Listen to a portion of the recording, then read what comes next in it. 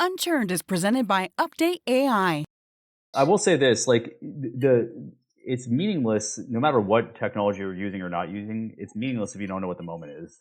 Yeah. Like, it will never fix that for you. And customer health things are not by themselves, by definition, will not help you find the moments. Can you expand on that a little bit? Especially in customer success. We're talking about predictors. We're talking about health scores. We're talking about all these things. How do we know what we need to fucking do? Like, this is like the biggest problem, not just from a CSM standpoint, but also from like senior leadership. That's like, what are our CSMs doing, right?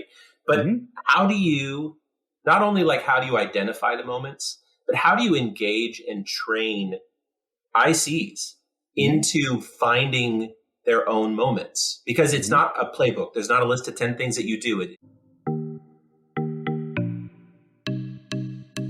All right, everybody. Welcome to this week's episode of Unchurned. I'm Josh Schachter, your co-host, with my other co-host this week, John Johnson. John is raising his glass to you right now and sipping his half coffee, half whiskey. Awesome. Wow. Nice. And we have Miss Falteruso. Christy is away at CS100 in Utah this week. So we wish her the best. I've never been, and it's always been on my list to go to. And I just, haven't gone there, but I hope she has a great time and a successful event. And so we're very excited. John, I'm not even letting you go in here. I'm just going straight to our guest because I want to hear, he's got a lot of great things that he's going to tell us. He's still digesting his whiskey anyway. Yeah, exactly. Yeah, exactly. It's still running its course.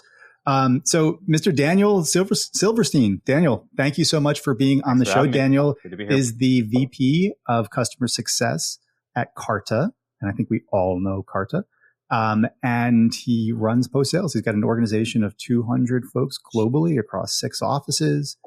Lots of stuff to talk about with Daniel. And yeah, Daniel, maybe if for those that don't know, but everybody knows, tell us a little bit about Carta. Sure. And, the product in the company. Sure. Yeah. So Carta has been around for over 10 years now. Most people probably know Carta as the cap table management company, both from the business side and then from the shareholder side. So TLDR of what Carta does, for those who don't know, we are sort of your source of truth for equity ownership. On the company level, you can manage your cap table and dilution and understanding of who owns what. And on the shareholder side, you can understand what you own and how to exercise and what the implications of your ownership are. So we've long believed that our mission is to create more owners. We believe that equity as part of compensation is a huge misunderstood thing in the world. And our responsibility is to share transparently with shareholders and allow companies to administer with ease through our software and be compliant along the way. We're now building lots of stuff for the future, and I'm sure you'll hear more about Carta in the future around some of our private equity and fund administration businesses that go selling directly into venture capital and private equity funds. The foundation of our company is shifting to a more holistic network convergent product. But the part that most of the audience probably knows Carta for, because you've had stock held in a portfolio or have been a company administrator or both, is our cap table management software. Yeah. It's such a great business, Carta, because, it's like the SOC 2 compliance software that I use, right? And Carta, it's like, there's no I have to use something. I guess you don't have to use Carta, right? But you could go to your paper process, but who's going paper process on what they do? So it's one of those products where the product is really good, and I truly mean that, but it could still suck and you'd still purchase it because it's a need to have. It's a must have, right? So I love that piece. And then once you have that must have stickiness factor, the world is your oyster as far as very strong product market fit for sure. Yeah. 100%. But as somebody who's been in, investment led companies for, most of us over 10 to 15, 20 years, Josh 40, because he's a grandpa. Yeah. It's this idea of from a standpoint of you hear about all the sexy stuff, like all the intelligence and the social media, and that's where a bunch of the big splashes come from. But the stuff that's kind of the foundational stuff is the stuff that's the most interesting. And not just how we build seamless interactions, but most of us I have so many shares from 5 different companies that are kind of spread out. And the simple fact that I can go into your tool and take a look at where things are at and what I can and cannot do makes me a little bit more comfortable as I'm kind of in this market these days. You know what would be cool? It would be cool if Carta like knows more about your wealth than you do. Because it like knows the equity you have in all the companies you've worked at and how those companies are doing and whether that's actually going to become worth something or not. And then they can just like go into adjacent categories like real estate or whatever. Yeah, I don't know. Just I mean, we have in the last like few years, maybe not hitting the nail right on that head, but certainly we have released an equity advisory product and service that answers some of that. If you are a portfolio holder across multiple different portfolios and you work for a company today and that company purchases equity advisory, you can get one-on-one sessions with a tax advisor on a lot of stuff like early exercise. If your company was running a secondary a liquidity offering, you want to understand how to think about that as a holder, and what you should exercise and not, like at least from a tax implication perspective. We have branched out into that. I would tell you, Josh, to your point, one of the unique things about Carta, and this was true in early 2019 when I started there, and I think it's still true today. There's a very plain language English explanation of what equity is and is not in our offer letters to employees to make sure people clearly understand what this is and isn't. And 30, 40 years ago, the concept of issuing option grants as part of compensation was non-existent. Now it's in Silicon Valley an expectation. Everything, but the transparency around what it means and what it doesn't mean, what you should think about for equity and what you shouldn't think about in terms of equity. And that's part of what we're here to do, is to make sure people do understand that and understand what they should expect. Can we predict who's going to make it? Maybe, maybe not. Unfortunately, should not be super controversial, but a very large majority of companies, startups, do not make it. So thinking about equity as a driver for ownership and understanding how to think about that as an employee is important, but doesn't necessarily mean everybody's going to make a boatload of cash off of all of their equity grants. I never thought about that though. Like there's a whole customer education piece, like end user education piece, but you're not focused on that. I wouldn't focus on that if I were you. I'd focus on like who my CFOs are, right? Because they're the ones they're the economic buyers for this. But there's a huge opportunity of educating people out there on options. There is a component of that we do through different parts of our product. A lot of it is, through webinars and broader outreach in terms of more than a one-to-one.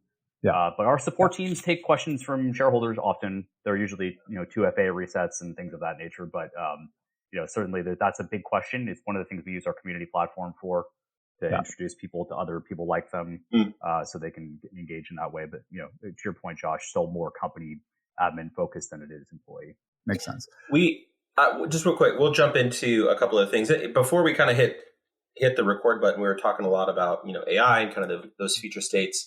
I do think we're going to spend a good portion of our conversation there, but kind of leading up into that, you've got a pretty large team, and you've got a pretty sticky product. Like I wouldn't imagine there's a whole lot of competitive landscape out there. Maybe I'm incorrect, but talk to me a little bit about how you view retention, what your CSMs are like focusing on when it comes to, is it education? Is it, relationship building? Like talk to me a little bit about just kind of the core components of the customer success process. Are you suggesting that he's got too many people, that he's got a sticky product, but 200 people under him? That no, it means he has twiddling their thumbs all day. And I'm like really. I think that's the implication, Daniel. Defend yourself here. Defend it. Yeah, no. I didn't know. What do they do every day? Like no. But really, like, I'm actually curious, like how I see this as less of like a Monday.com where people can just like once a month they sign up and they turn off, but like there's a good amount of opportunity to educate. There's a good amount of opportunity to build kind of that groundswell. Talk to me about like the core components that you kind of build into your customer success motions. Yeah. So it may be worth just giving you a little backstory on how the CSM team got to where we are today, because I shared this with Josh in our pre-call. We were brought here to drive revenue. That was the first step. The first thing was, we love that. We were a Series C company, I think at the time. We had 7,000 or 8,000 customers. It was a purely reactive private market relationships team of 5 people waiting for the phone to ring, solving problems, maybe selling something, but didn't know how to do it. And I think our CFO was very interested in the concept of, can we get more? Like, what if we repeat this motion? How do we get expansion and upsell revenue? So we spent the first full year doing that. And what I did in that first year was, yes, commit to a quota and hitting the revenue number, but it was also like studying the venture-backed lifecycle and using ourselves as an example, understanding what happens once a month, what happens once a quarter, twice a year. What does compliance mean? what does it mean to different personas across the life cycle? If you're talking to two founders in a garage, that's not the same thing as talking to a late stage private company. Even getting access to C-suite is a different problem at Carta than it is at other SaaS companies. Like really trying to get into the persona and understanding how to get ahead of moments before they happen. And that was the backbone of what we built that we still use today. And so, we've shifted. We've upsold for 3 or 4 years. We drove a lot of revenue. Eventually, we moved into cross-sell, introduced an overlay team to do a upsell cross-sell, and moved the CSM team more into a retention NDR type of a focus.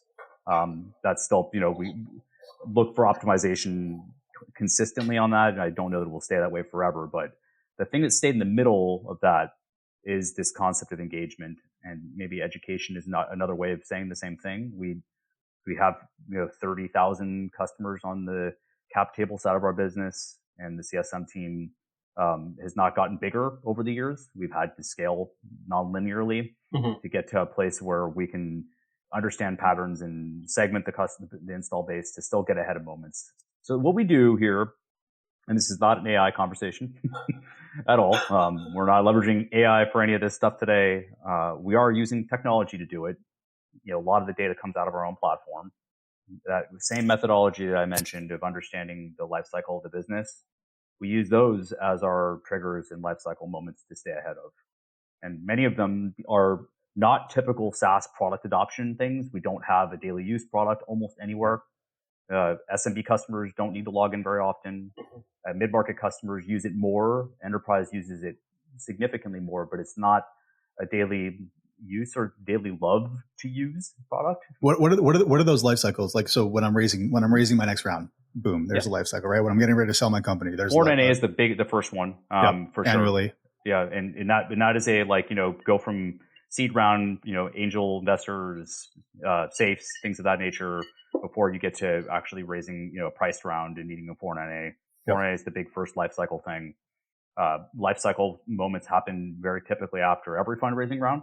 But really, we start to see it after Series A and Series B, where hiring and retaining employees becomes something to be concerned with. We have modeling tools, we have board tools for board governance, we have investor update tools to communicate with your investors. And then as you start getting into that sort of mid-market A to C round, and your number of shares that you're issuing becomes an audit thing. We have tools for audit.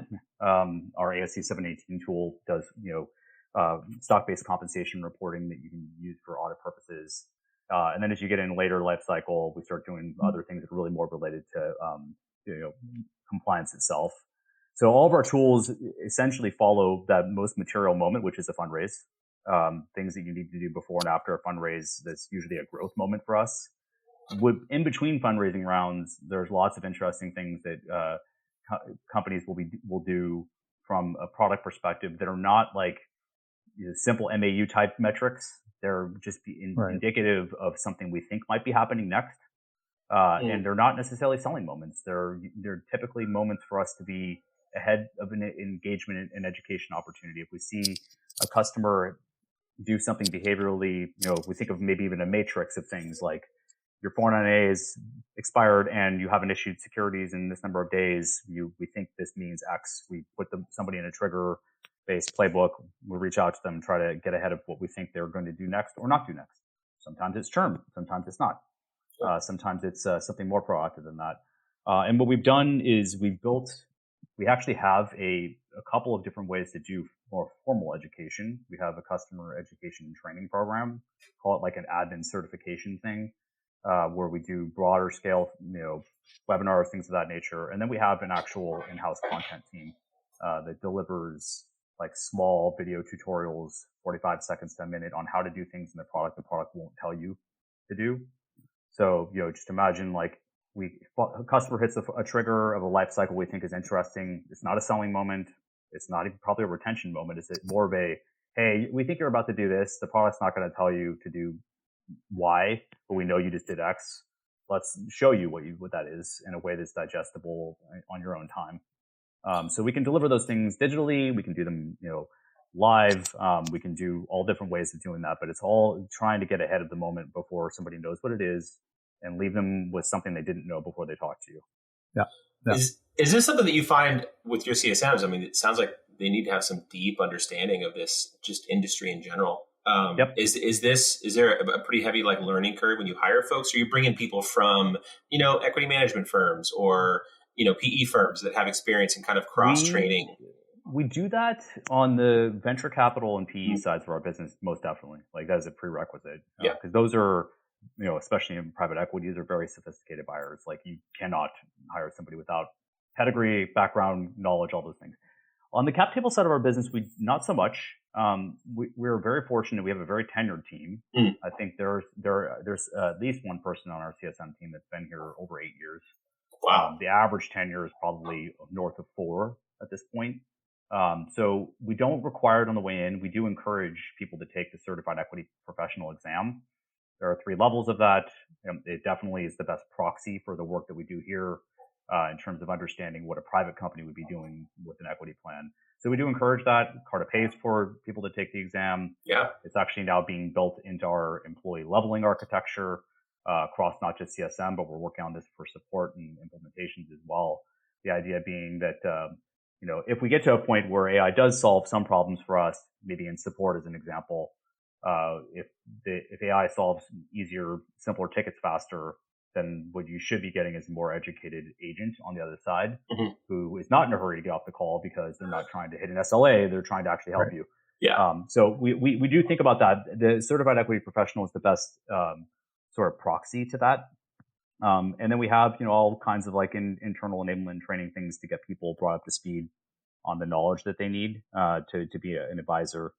But I think, by and large, a lot of people here take it upon themselves. And we do have, like I said, a lot of people who do have, even before Carta was really initiating, pushing for the certified equity professional exam, a lot of people have taken it upon themselves, especially our enterprise team.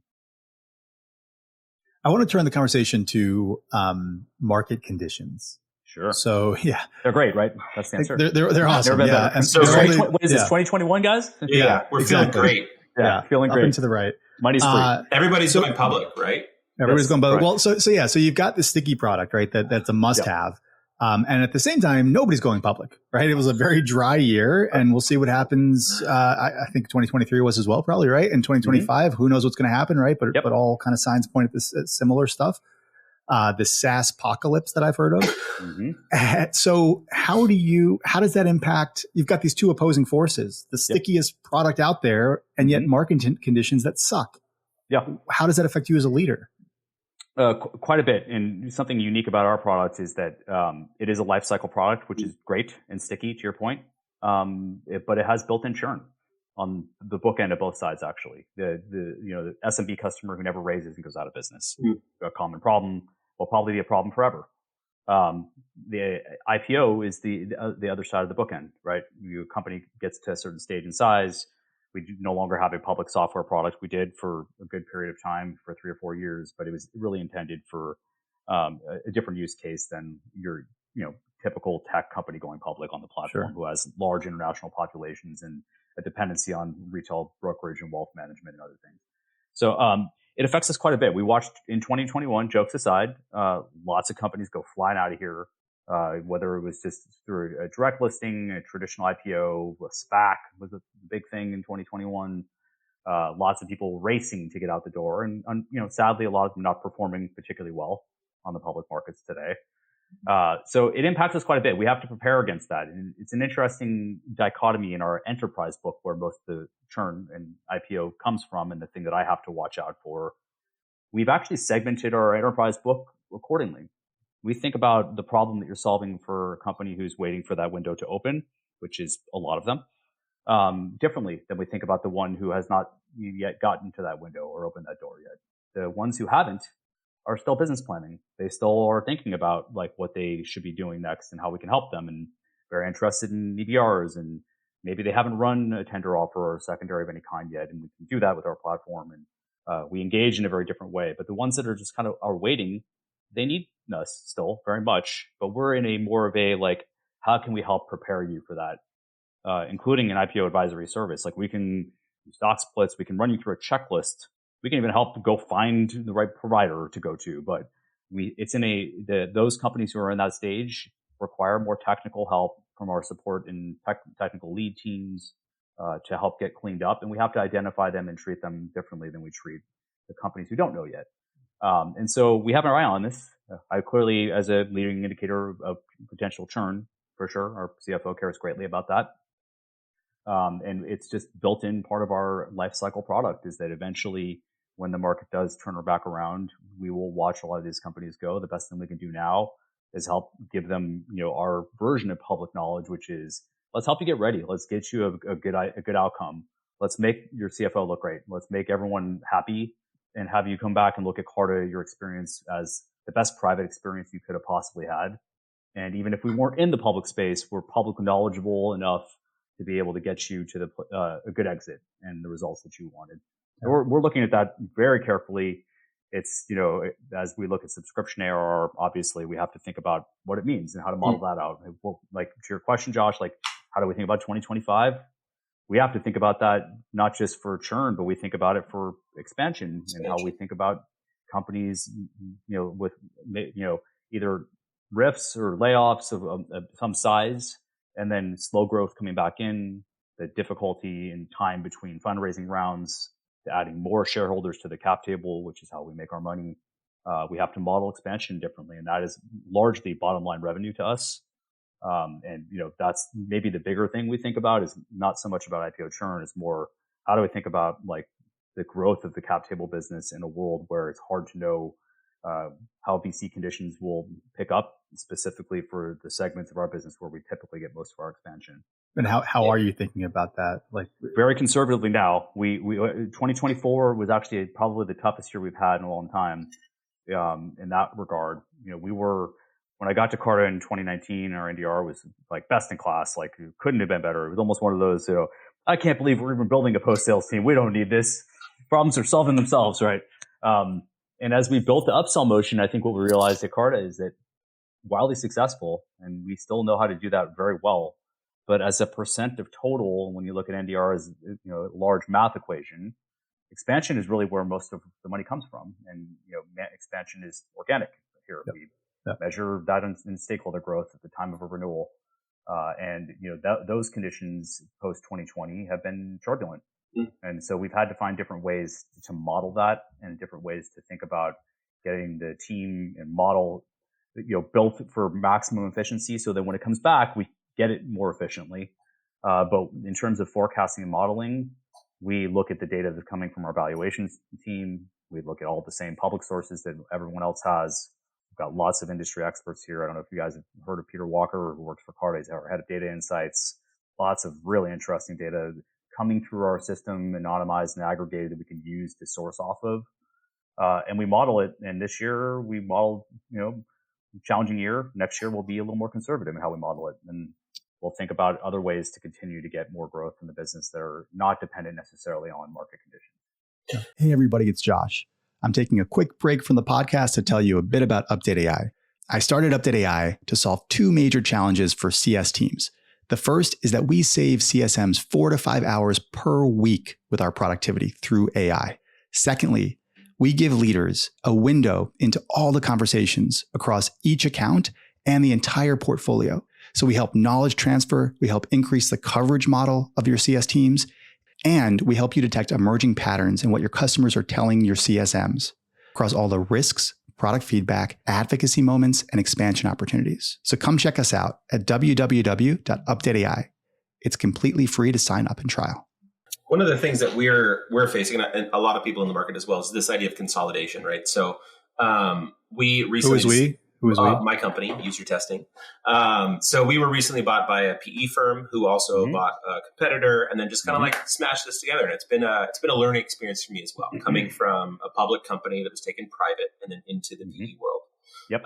Curious from your perspective, I would imagine when you're seeing these consolidations where there's a lot of M&A, there's a lot of kind of, we see it as almost a downgrade because you go 2 to 1, right?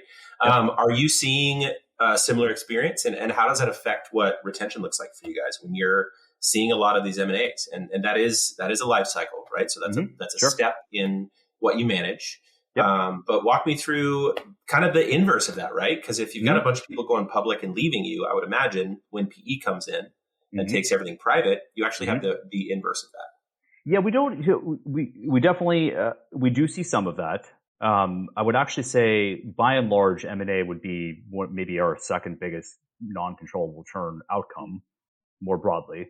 So if you think about our churn is IPO being maybe the biggest, most notable uncontrollable churn outcome, M&A and dissolution would be the others.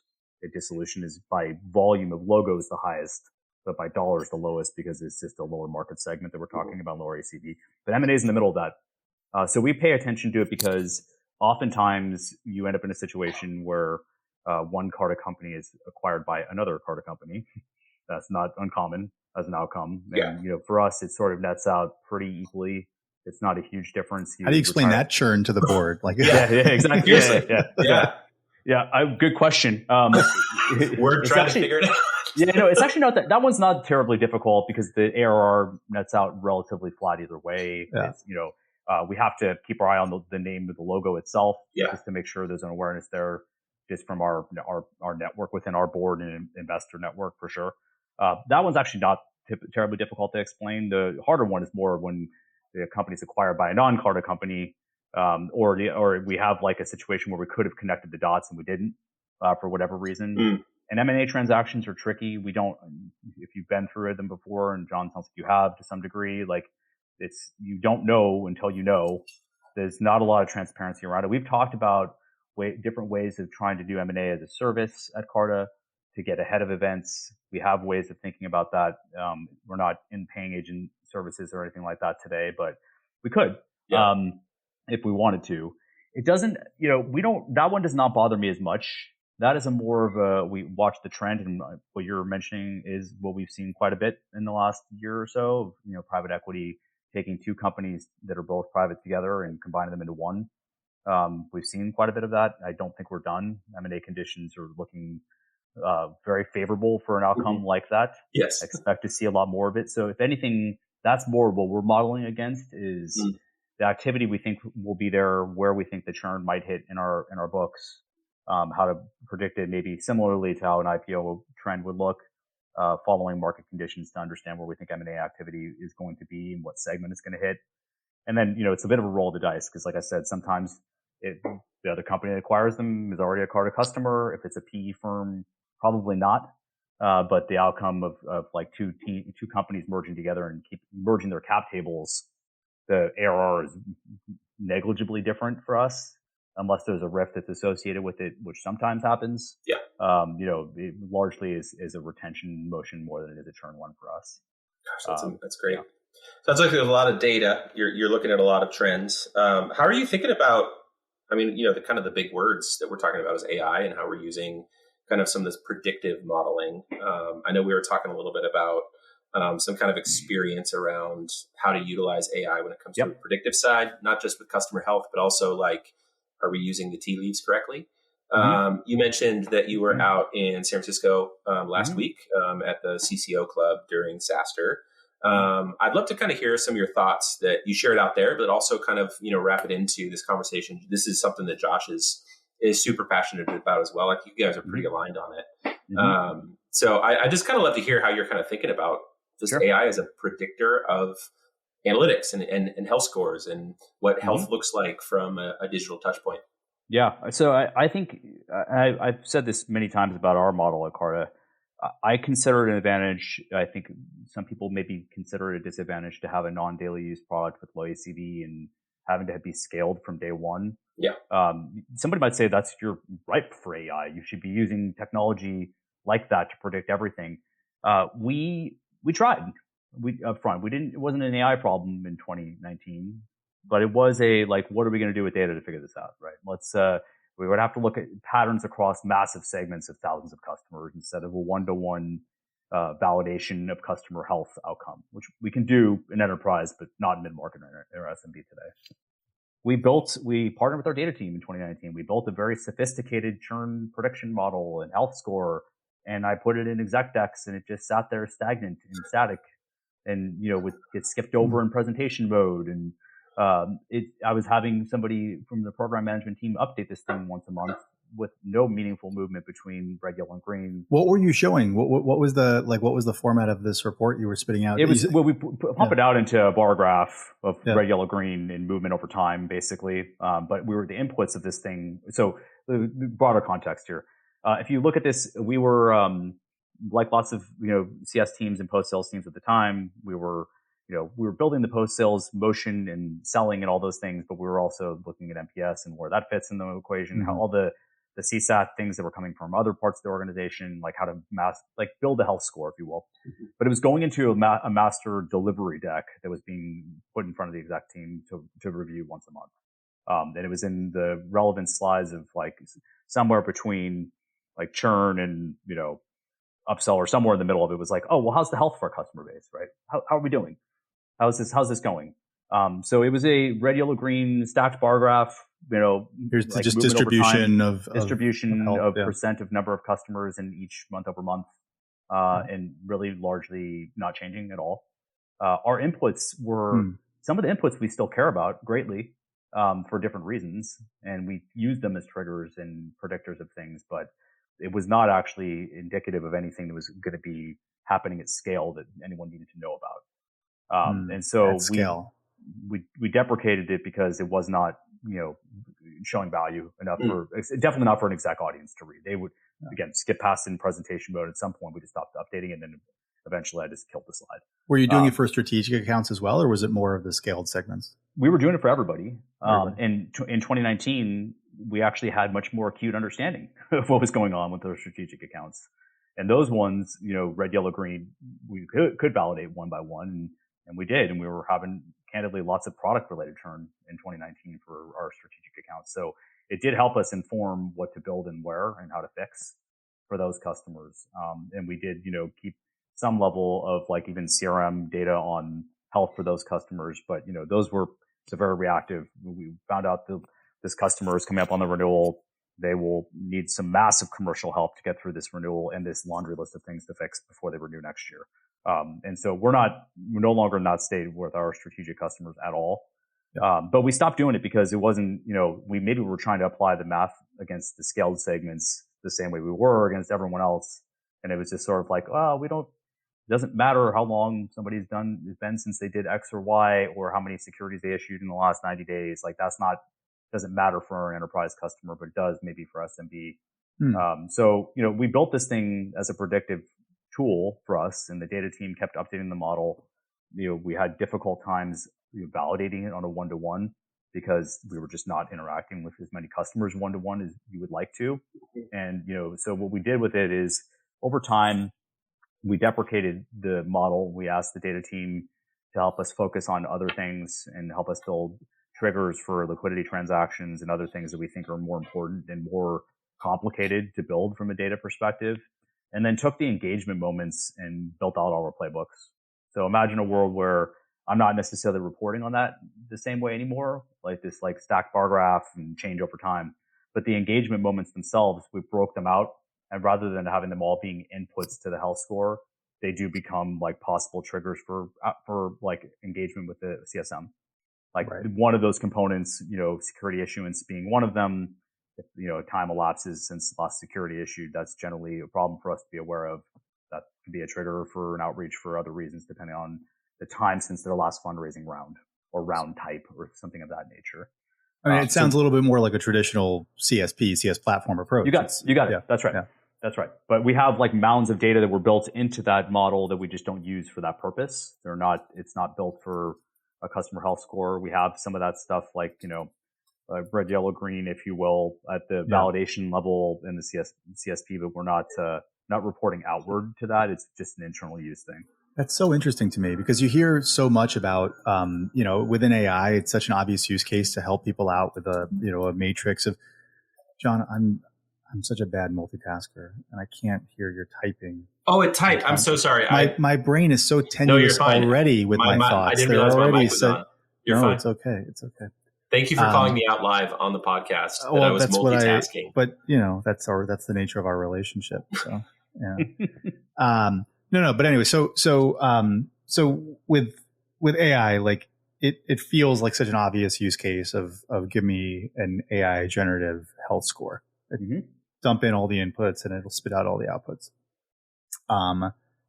And I actually think there's some tools out there that seemingly doing it very well. I haven't used them myself, but they're peers in my network here. I don't know. I had a thought there. It wasn't just a statement. My typing distracted John, you screwed me up. John, where do I go from here, John? We need our producer to edit this part out. No. There's no edits. Leave it in, Denali. Yeah. I got nothing. I don't know. I had a thought. Let me say this. I will say this, like it's meaningless no matter what technology you're using or not using. It's meaningless if you don't know what the moment is. Yeah. Like it will never fix that for you. And customer health things are not by themselves, by definition, will not help you find the moments. Can you expand on that a little bit? That line is so important. It's meaningless unless you know the moments, especially in customer success. We're talking about predictors. We're talking about health scores. We're talking about all these things. How do we know what we need to fucking do? Like this is like the biggest problem, not just from a CSM standpoint, but also from like senior leadership. That's like, what are our CSMs doing, right? But how do you, not only like how do you identify the moments, but how do you engage and train ICs into finding their own moments? Because it's not a playbook. There's not a list of 10 things that you do. There's an intuition that CSMs have. And I get so excited about these moments and these conversations because there is that aha moment that you go, oh my God, this is an inflection point. I can get in here and I can fill in the blank, right? So walk me through just the way that you decided that phrase seems practiced, but it's also it carries a lot of weight. It's not practiced at all, I promise. Just bold it. Practice ones if you want those. Yeah. No, it was not, but it is very, I do feel pretty strongly about it. And so this is, listen, it kind of goes back to what I was mentioning earlier. A lot of what I think I have here, some people might consider a disadvantage. We're all in the background here of Carta having strong product market fit, and to the earlier point, it's like it just not a must-have, but is a very like important part of your business that you're not going to move elsewhere unless you have to, right? I would say that like the constraints, and I think about this stuff a lot. We practice this at Carta often. Like the best ideas are kind of born out of constraint, and for us and for me, and I think about that a lot. The life cycle, learning the life cycle of a venture-backed company is, whether you do it by taking a CEP exam and getting certified 1, 2, and 3 and understand the complex equity structures that somebody could have or not, you can do that, and that's great, and it will help you understand complex customer problems. But understanding the actual venture-backed customer life cycle, that was the prerequisite for getting the moments figured out now. And if you do this long enough, and you don't have to do it a really long time, we built a lot of this stuff in for CSM as they're part of their onboarding program to understand, like, what does Q1 mean for tax and audit reasons, thinking about it that way. What happens when venture goes away in July entirely on vacation to wherever, often to, Oaxaca, Mexico. Boats. Yeah. Exactly. Wherever they go, wherever I'm not. And how do you think about like engagement during those months of the year? How do you plan for, we have a compensation tool. How do you build that into annual planning? How do you like find the moments that that are happening in the life cycle and understand the problems of the persona that might be working on those problems during those periods of time? And we've layered on layered on layered. I mean, it started with very basic things here at CSM. Me coming into this not knowing a whole lot about it, but learn the life cycle was like, hey, really simple things. They should be very simple, but hey, what we do once a quarter that our product can also help you with? Board meetings. Are we communicating on the cadence that actually follows a board meeting? Because we do that, and we have a board tool. Or how are we thinking about like prepping somebody who's prepping for a board meeting when you maybe aren't talking to the CFO, but you might be talking to somebody in the office of the CFO who is going to report to the CFO, and how do you engage with them to help them with that problem? Some of this like helping build champion advocacy within an account, not a buying problem, but listen, you're the controller, you're going to run this cap table at Carta. You're ultimately going to report your information upwards to VP and then to the CFO. The CFO is not going to want to talk to Carta unless there's a liquidity event, because that's when it becomes the hireable and fireable offense, if you will. Yeah. The whole nobody gets fired for hiring IBM problem. Helping advocate in that way. And so if you go through the life cycle of a venture-backed company, and again, unique, we use our product, we know the lifecycle of our own product. You introduce the framework of communication around that, and sponsor some creative thinking from the CSM team around things that are happening for that persona as they build a relationship with them over time.